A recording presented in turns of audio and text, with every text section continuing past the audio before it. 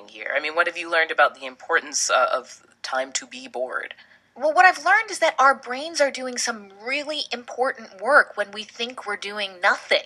So, research suggests we get our most original ideas when we stop the constant stimulation and we let ourselves get bored. So, one of the researchers I spoke to for the project is a psychologist named Dr. Sandy Mann at the University of Central Lancashire in the UK. And she actually tested for the connection between boredom and creativity. She did an experiment where she made people do something really boring and then try a creative task. This was a little test she came up with.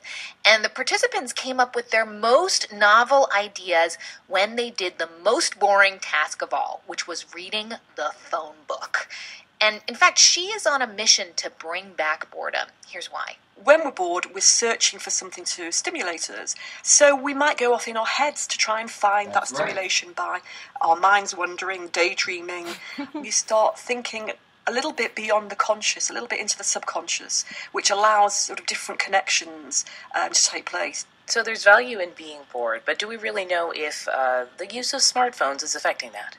Well, that's the big question, right? In the last decade or so, neuroscientists they've really started to understand what they call mind wandering and how it leads to daydreaming, which is actually the brain's default mode. And that phrase, default mode, was first used by Dr. Marcus Reichel in 2001 to describe the brain's resting function. We go to that place naturally. So psychologists and neuroscientists have only just started to study what the consequences could be of disrupting that rest function. One thing they do worry is that smartphones could be keeping us from doing something called autobiographical planning, and that is goal setting.